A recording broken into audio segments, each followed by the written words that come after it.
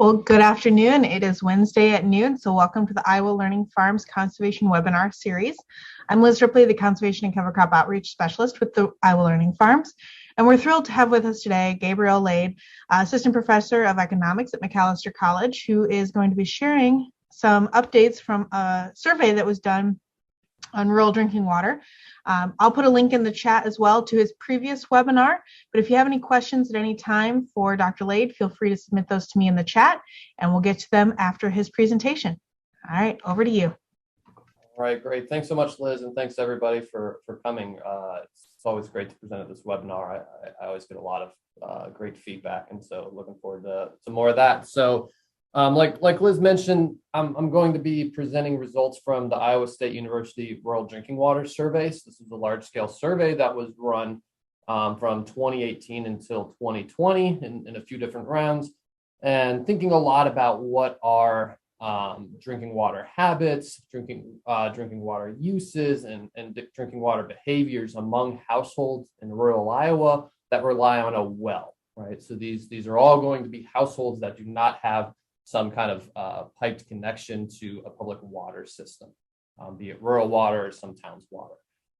So just to point out, I mean, we were funded and grateful for funding for this from the Center for Agricultural and Rural Development, as well as I forgot to put on here, just realized the Leopold Center for Sustainable Agriculture early on funded this project, and then that was eventually early results were used to then get some funding from the U.S. Department of Agriculture. So grateful to all those sources. This is joint work with PIs Jackie Comito and Jamie Benning at Iowa State University, Catherine Kling at Cornell, and David Kaiser at University of Massachusetts Amherst. And so to kind of just motivate, why are we interested in this and why are we looking at this this particular issue is, one thing I'm not sure a lot of people know is that the U.S. doesn't regulate the quality of private wells. And so if you live in a city or town, your public water system has to make sure that your water quality meets certain specifications. So that includes treatment and ensuring that your source water is such that it's your water that you're going to get coming out of your faucet is safe for human consumption.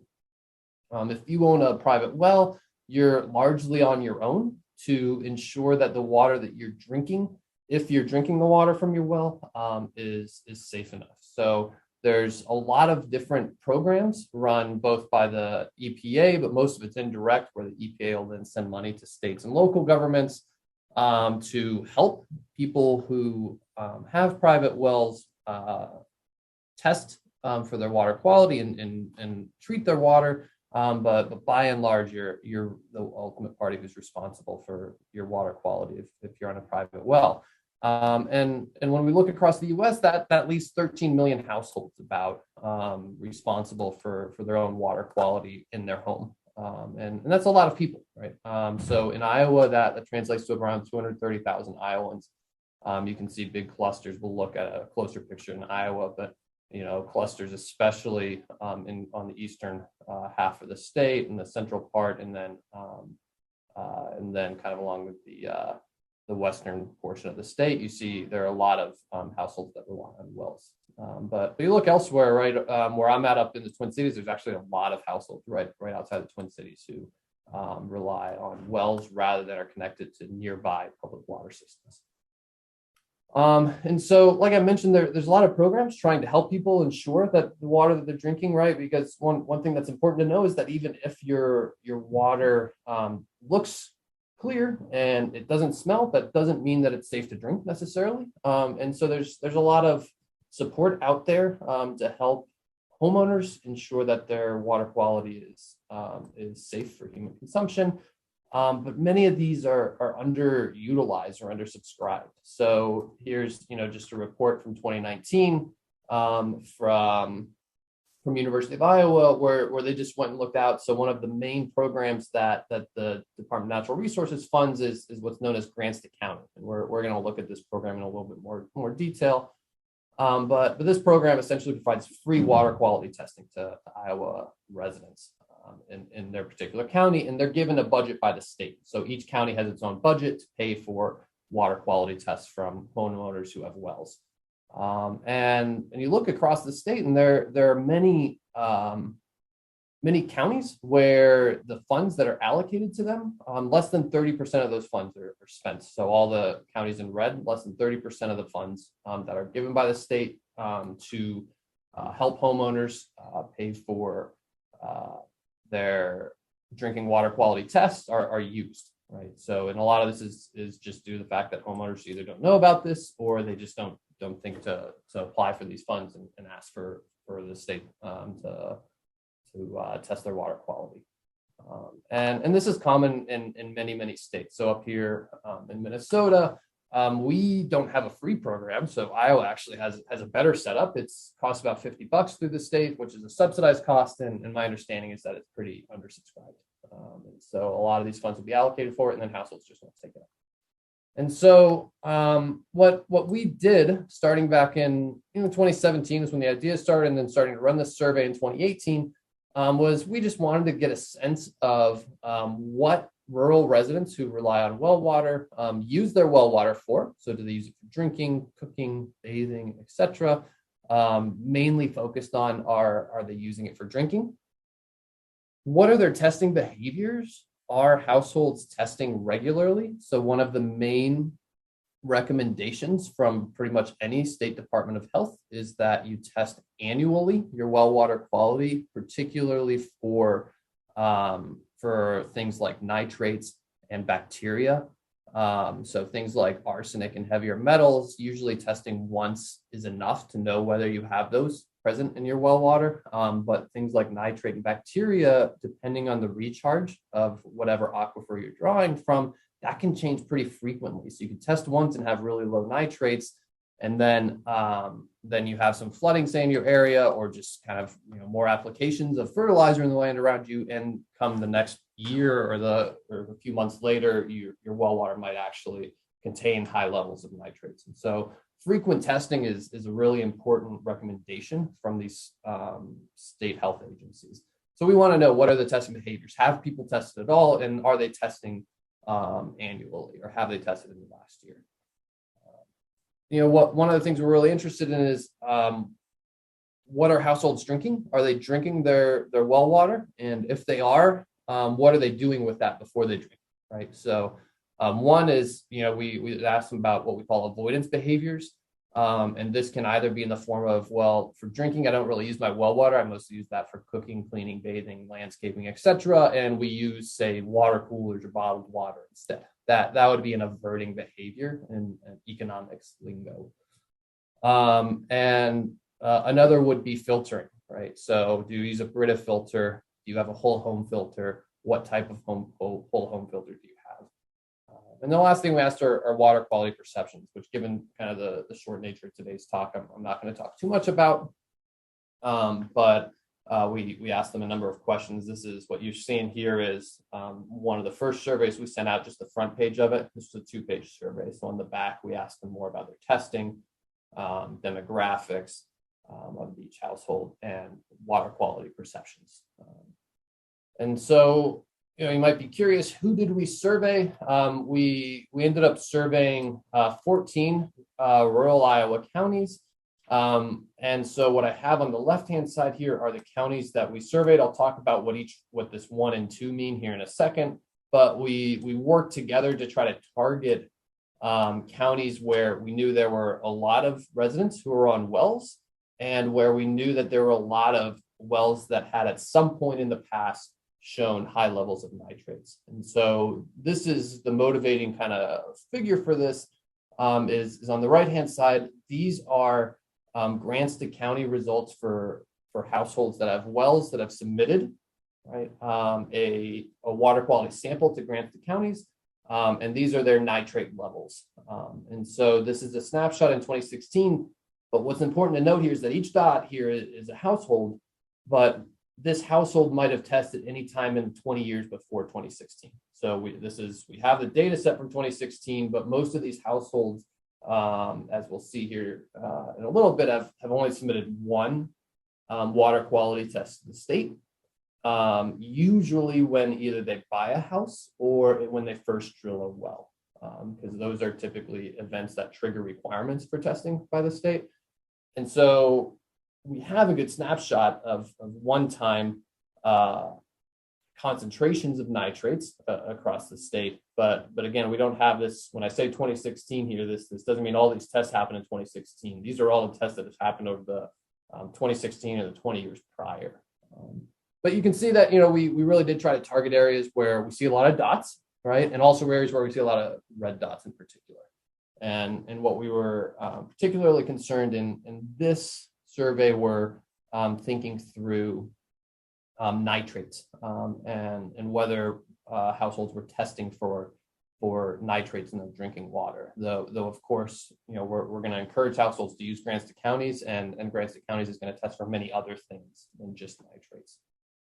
So this was the survey that I'm going to be presenting a lot of results on. What I'll also show you is some really brief results of what we then did with the follow-up intervention among some households. So, we're going to collect a lot of information about households, their demographics, their behaviors around their well use, their perceptions, etc. But then we also want to ask as academics, are there ways that we can intervene, right? So say recommend some type of state program that can get households and spur them to use grants to counties more. And for that's where we're going to conduct an intervention where we're going to send half of the households who responded to our first survey little nitrate test strips. And that's what's shown here in this picture on the right-hand side are, you get this, I don't know if you've ever seen this, but it's just this little paper test strip. You run it underneath your water. And the more and more pink it is, means the higher level of nitrates are likely in your water.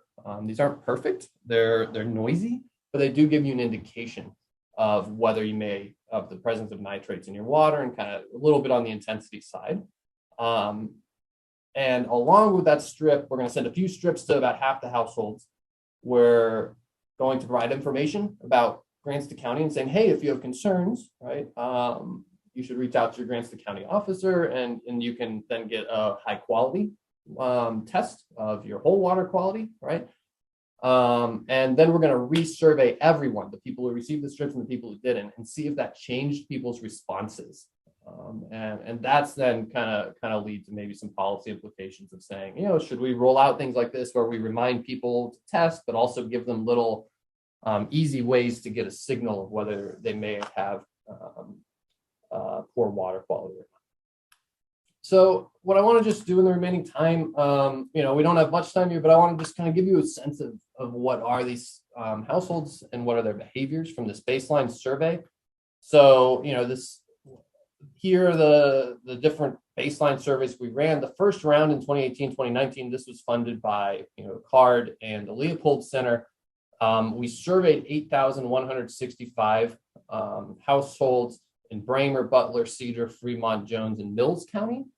And what's great, thank you, Iowans. You're very good at responding to surveys. We got a almost 50% response rate, which for surveys is quite high. Like usually the standard is, 15 to 30%, with 30% being like, hey, this is really great. So 50% is fantastic. We're really happy with this. So we did that 2018 to 2019. So these baseline surveys went out in 2018 of the pink counties here that you see on the map. In 2019, this was when we were funded by USDA, so we expanded to 8 additional counties: Boone, Clayton, Crawford, Dallas, Emmett, Fayette, Ida, and Palo Alto. And these are these darker blue counties. And again, 47% return rate. Awesome. We got a lot of households back. So in total, we got almost 10,000 households or over 10,000 household surveys back. The one problem with the second round, not problem, but with these 8 blue counties, there are a lot more households that are on rural water. And so we end up throwing out over 2,000 of them because we thought they might have a well, but they had actually attached to rural water at some point.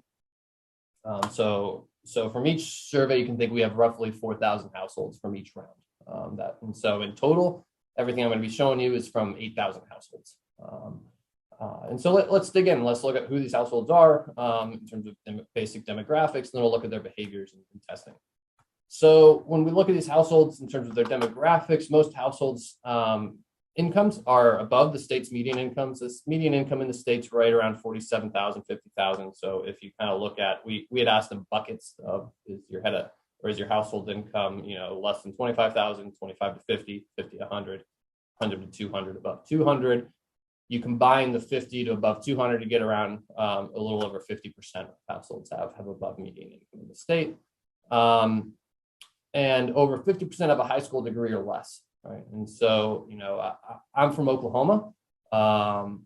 Rural Iowa is a lot nicer than rural Oklahoma in general. And I think that this reflects that kind of statistic. I remember when I first moved to Iowa, we started this project in 2018, I was working at Iowa State. That was my first job for 4 years. I was always really just impressed with how nice rural Iowa was. And so I think this reflects more of that, right? We're talking, households that are living in nicer areas, have decent incomes. So now let's look at household composition. So these are going to be the two things I want to think about. One thing that's important to know with particular high nitrate consumption is, one of the best known or most known maladies that you can get from consuming nitrates is it can inhibit oxygen or lead to oxygen deprivation. And that especially, is a risk factor for young children and infants. And most people have heard of blue baby syndrome, where if you give a baby bottled water or formula that using water that is really high nitrates, since you have oxygen deprivation, that can lead to the child really being in distress and turning from lack of oxygen. And so, when we look at, where are the children and infants, only less than 50% of households have children and infants in the household.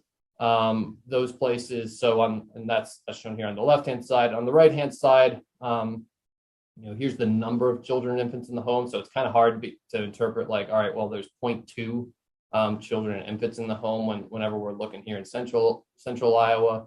But what you can think of is like 20% of the homes here have on average have a child or infant in the house, right? So probably even fewer than that actually have children and infants, since they many households who have children and infants have multiple, right? But we're most, there doesn't seem to be a clear pattern of where the kids are in the state here. But you can think of most of these households have primarily adults in them and retirees. Okay, now let's look at the well characteristics. So we asked them about their wells. Vast majority of wells here, just under 70% are over 20 years old. So these are older wells. Very few of them are newer. This is important because, as we're going to see in a second, most households have only tested their well once. And when they test it, it's either when they buy the house or when they drill the well, right? And so that means if you own a house and this has been in your family for a long time, many of these households haven't tested their water quality in over 20 years. And the reason they first did it was because that was when they bought the house or they drilled the well. Where do we see the oldest wells? Here in central Iowa, kind of is where the oldest wells are, and up in the eastern parts of the state. Newer wells tend to be in kind of the southwest portion of the state. And many wells, not all right. So we asked them about the depth. So we asked them whether their wells are 0 to 50 feet, 51 to 150 feet, over 150 feet. Those who know the depth of their wells, not a ton of them are very shallow wells, so 0 to 50 feet. Why is this a concern? It may be easier for contaminants to get into your well. In general, it's not 100% true, but in general, the deeper the well is, typically the better the water quality, but also especially the less likely kind of your water quality is to change over time. Since you're coming from a deeper aquifer, which takes longer for water to travel and contaminants to travel from the surface or some other source to the aquifer. And so, many are shallow enough that contamination may be a concern, right? It's nice to see that around 40% are over 150 feet, but, again, that doesn't guarantee that you don't have water quality issues, so that may change over time. Where are the wells that are mostly less than 50 feet? So the shallower wells, these are again in central Iowa here and a little bit here in the southwest portion of the state. Okay, so now let's look, so now let's look at behaviors of these households.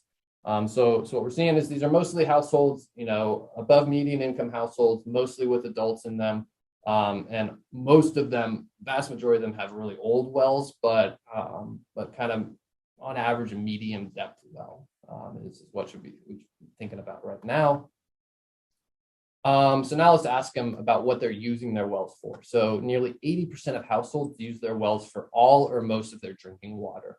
And so, you can see here where we ask them, well, do you use your well for drinking water?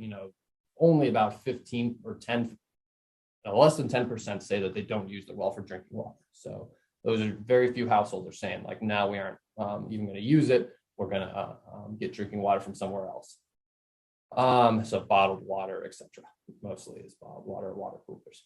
So the vast majority of households use their wells for their drinking water. When we look at who drinks from their well most of the time, it seems to be kind of this east-west divide. So as you move further west, you get fewer and fewer of the households down to you get into the western part of Iowa, and only 60% of households to 70% of households are reporting using their well for drinking water most or all of the time, which I think is interesting.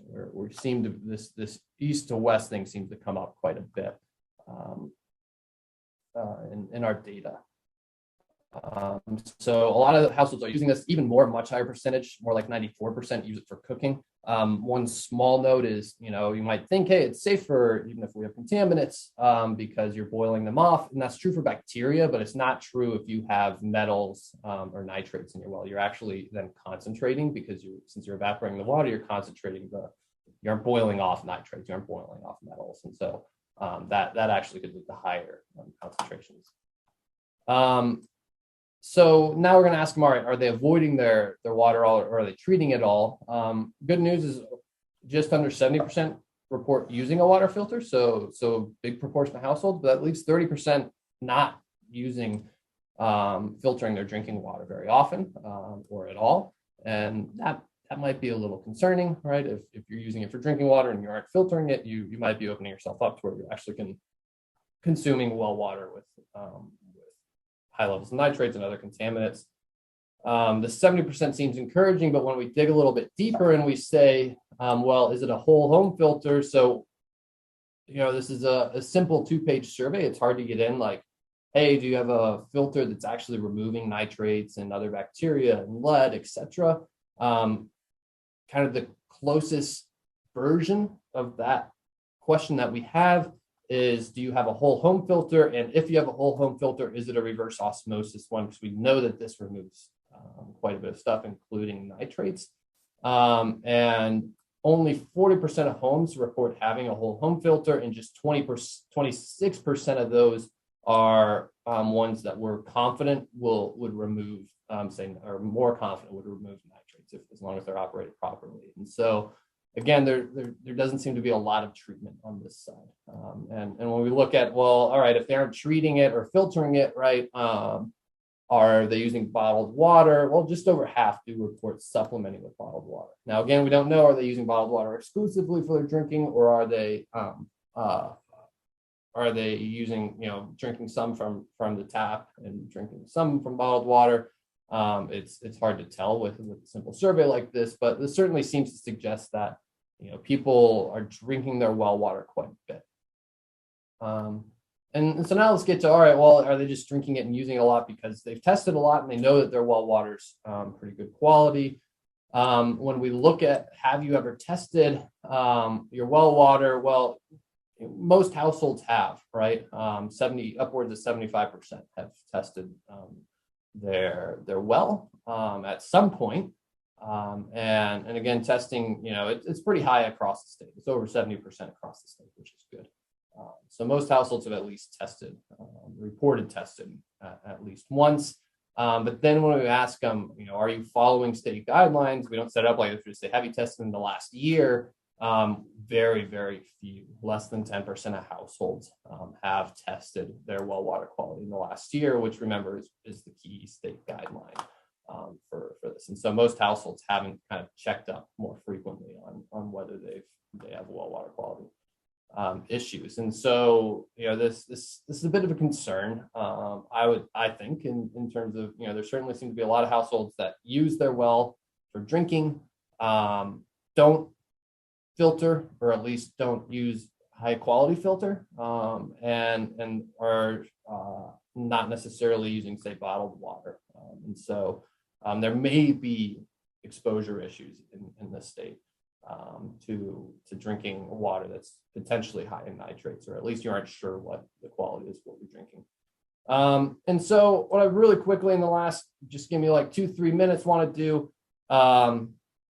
is talk about our follow-up survey. So what we then did was, like I said, we sent a nitrate test strip to people and gave them information on Grantston counties and said, hey, contact Grantston counties, you'll find out a lot more information about your well water quality. And then we resurveyed all the households. So when we resurveyed all the households, we again asked them similar questions like, have you tested? What kind of test? Are you drinking bottled water? Are you filtering, etc.? We got really good return rates again on this follow-up surveys. Thank you, Iowa. You all are very good at responding to surveys. And so, our key question though was, could we get households to test more by sending them this nitrate test strip and a little bit of information? And so what's nice is that when we look at households that we did not, that's what I'm calling control, households that we did not send the little test strips and information about Grantston counties to, only 20% of them reported testing their water in the last year, where over 40% who we sent the little test strips to and the information about Grantston counties reported having tested their water quality in the last year. Now, that might be by artifact, right? They might have just said, hey, you're asking me if I tested my water quality last year. This little strip that I ran underneath my faucet is what I tested. So you're reporting yes, but it's not really a great test. So then we wanted to ask, well, did this increase testing at Grantston County? So these really high quality tests. And yes, we actually see a 35%. So baseline, only 10% of households report having used Grantston counties in the last year, where almost 14% of households who had received that test strip then contacted Grantston counties and used the Grantston counties program. And so we had about a 35% increase in usage of this program. It suggests that simple information like this provision like this can increase high quality testing. And so that's encouraging. We're trying to think about extension programming related to that. There's limited evidence of any other behavioral changes related to this. We don't really see people reporting different behaviors related to whether they're drinking, whether they're filtering, drinking bottled water, etc. But at least we got them to test more, and I think that's a good first step. So I think there's a lot more to still be done in this area. This is certainly an area that I don't think we know a lot about, how households are treating their water quality, and certainly about how they're testing. I'd love to expand this to other states as well as more in Iowa to even get more households, to get a better understanding of, can we change households' behaviors too. This is a very big project. I hope as kind of came across, and we have an amazing team of people who've worked on this, including a lot of staff who aren't acknowledged since as PIs in this project, but are been instrumental in getting us to where we are here. So here are just a few people who I really need to thank for everything. This project is successful kind of in spite of how busy my life has been. And so I appreciate all the help from everyone here. But I'm happy to open things up to questions. And here's information, I guess, on CEU, getting a CEU for this. So thanks everybody for your time. Excellent. So some questions are coming in. One of them is, do you know what resources are available for sealing old or abandoned wells? And if you don't, I was able to Google something real quick to share out, but if you have any thoughts or ideas on that. I'd love to hear what you found, Liz. So the DNR, and I'm going to share it in this chat, the Iowa DNR has a whole page of resources. So if you have an old or an abandoned well on your property, you can check that out and find ways to deal with that. So someone submitted a question where they have a 300-foot well dug in 1960. The test shows no E. coli, but does show some total coliform bacteria. So what are some common sources of total coliform bacteria? Oof. I don't have information on that. I'm sorry. I would again contact. I mean, a lot of this is about contacting specialists in your county and at the state who know a lot of these types of this type of information, and that's actually the link that we're hoping that households make more, and that we're trying to get to happen more through giving these simple nitrate test strips. And we're thinking like, hey, are there other really simple types of tests that you can do at home that will then get you to reach out to Iowa DNR in your local county? You know, this is where Iowa has a fantastic network of both extension through Iowa State, but also through the state DNR, people that really know about these issues and can help you. And there are a decent number of resources. I think they're much better than many other states have. So yeah, a lot of this research is more about trying to get you to make that connection to the person who really knows how to answer these kinds of questions. So question here, based on your findings here, what are some policy solutions to improving well water? Yeah, I think, so there are two separate questions, right? Could we improve the well water, or can we improve just how people are using their well water in terms of like, you know, if you have poor water quality, right? There are a few solutions you have as a household, right? You could drill a deeper well. You could get a better whole home filtration system and make sure that it's removing all the contaminants you're potentially worried about, right? And a lot of that, though, then again, your ultimate well water quality is on you if you're a household. There's certainly state support out there for that. But that's ultimately something that's the household's responsibility. Now there's the bigger picture too of saying, well, what else could we do to improve the quality of the well, right? And that could include retiring farmland around where potential wells are recharged from, right? And when we think of policies like this, like under the Iowa nutrient reduction strategy, understanding the costs that nutrient pollution is imposing on households from having to drill deeper wells or filter wells more actually will help guide better policy as to saying, well, hey, should the state maybe help support or these other types of policies that say put in more wetlands around Iowa, because that'll then have potential benefits then to homeowners in the local area, not just benefits from, say, reducing the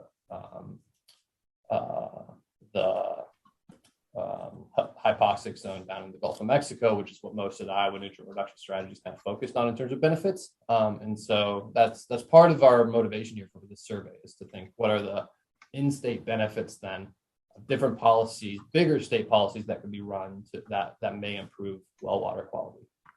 I don't know if that answers your question. There's kind of a two-part thing. So Catherine's on here, and she pointed out that in grants to counties, for those of you that have an abandoned well, they also have a $500 reimbursement for doing so. So great. Thank you, Catherine. Keep that in mind. So curiosity, if you're expanding on this, there's interest in Dubuque County to figure out if they could participate in this study. Yep, we're at a phase where I think we need to apply for some more funding. I think we have some interesting findings. We want to learn more, and I think the more people we have, kind of it'll be easier to get out signals of whether, especially we getting people to test more. What are the follow-on behaviors? That's something that we can't quite tell. Partly, we've got a lot of households, but it's still hard to statistically kind of tease out those knock-on effects. And so, yeah, we're always going to be looking for more funding, hopefully from USDA, to expand this thing. Someone, as you're thinking about maybe doing a follow-up survey, a follow-up question is not only do they filter their household water, but also how often do they maintain their filter? So that might also be a key as we think about the effectiveness of those filters. Yeah, that's a really important thing. I think, I can't recall exactly the paper, but there has been a study, I think, in the state of Minnesota that actually some homes who have an under sink reverse osmosis filter, those homes actually have higher incidence of gastrointestinal problems, which is counterintuitive until you realize that a lot of the homes who have that, they put it in and they forget about it and they don't change their filter, and then you can have bacteria build up in the filters. And so we aren't even getting in this survey. So part of the reason we get a really high response rate is that we kept it as a simple survey, right? If I send each of you a 10-page survey, the likelihood that you just put it aside and say, I'll maybe get to it another day and then eventually never get to it is pretty high. if I send you a 1-page survey and really, try to encourage you to send it back to us, it only takes, 3-4 minutes to fill this thing out. Big trade-off there, though, is that we then can't get at stuff like that. And I think that's a really important point. It's a limitation and a caveat that we're assuming that if you're filtering, you're doing it properly. And that's not a given in these settings. And like myself, we have a filter in our refrigerator that I primarily pull my drinking water out of. So, depending on what they consider their filter. Yeah, we asked them if they're in fridge too. And a lot of homes who filter have in fridge. And those really vary in terms of their quality. Some of them, the more expensive ones, will remove a lot of things. But a lot of kind of the cheaper ones that just maybe come with the fridge or they can buy really quickly, you really need to read the instructions on them because a lot of them are more geared towards taste. And that won't necessarily remove other types of contaminants. So a question came in. So those of us on urban water systems pay the cost for someone whose job it is to keep our water safe. How do those costs compare to what rural well owners have to invest to have safe water?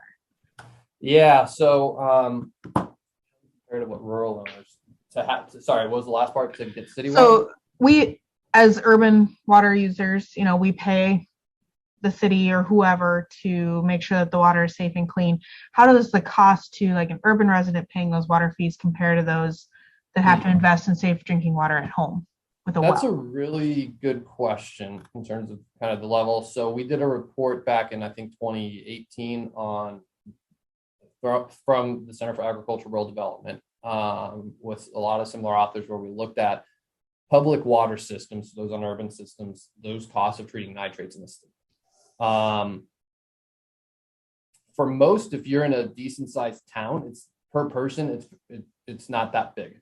But if you're in a much smaller town, these costs can really add up because most of the time to treat it, you need to invest in some type of a filtration system, a large scale filtration system that has high upfront costs, right? So you can think of if you got a lot of people to spread those costs around with, not that expensive. But if you're in a really small town, these can really start to bite and really start to knock up water rates. And so there's a key trade-off here with water quality is kind of the bigger system you get, the easier it is to provide high quality water. But there are a few towns in Iowa that really struggle with meeting EPA standards for nitrates. And a lot of it comes down to they just don't have the funds. And we identify a few towns in this report. I don't want to name any and talk about numbers right now since it's been a few years since I've had it on top of my head. But yeah, the big distinguishing factor there is how big the town is. And Catherine had shared out, and I shared it to the group too. For those of you that are on a well and are looking for in-home treatment systems, the State Hygienic Lab here has a list of resources for choosing between the different available systems and recommendations there. So if you want to go ahead and advance one more slide as folks are maybe typing in their final questions, you can plan to join us next week. We've got Mark Mitchell from the US EPA talking about habitat implications of agricultural drainage improvements and wetland restorations right here in Iowa. So unless you had any questions come directly to you, that's it for my list. Look, I've got a few, but it seems like most of them were asked. There's one here. Okay. Household invalid if they'd probably only used for water for livestock. Yeah, these would not be homes that have wells for just livestock. We asked them, are you using it? Are you using a well for your home water?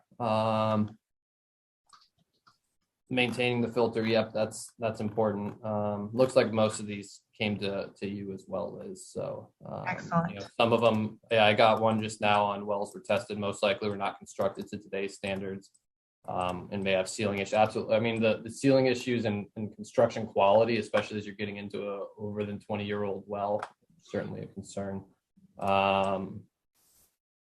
Yeah, it would be great to know more information about the age of these wells. I agree. I'm hoping to eventually start to link this stuff up with the grants to counties testing thing and then get a better idea of what these wells are like. But that's a little bit more challenging. So, but I think that's all I see from my end. Yeah. So just a comment that, a lot of well water is not filtered. And so really encouraging folks to take advantage of that grants to counties program here in Iowa to have your wells tested for free. And there will be a report coming out related to this project a little bit later this year, so we'll be sure to let people know when that's fully available. And when we really do appreciate you taking the time to share a little insight into this project, as we hope to kind of lay out a plan for encouraging folks to really get their well water tested regularly. And thanks to everybody for coming, and thanks again to the team who helped put all this together, and Liz for hosting. It's been a pleasure to stop in and talk about this research with y'all. Absolutely. Thanks so much.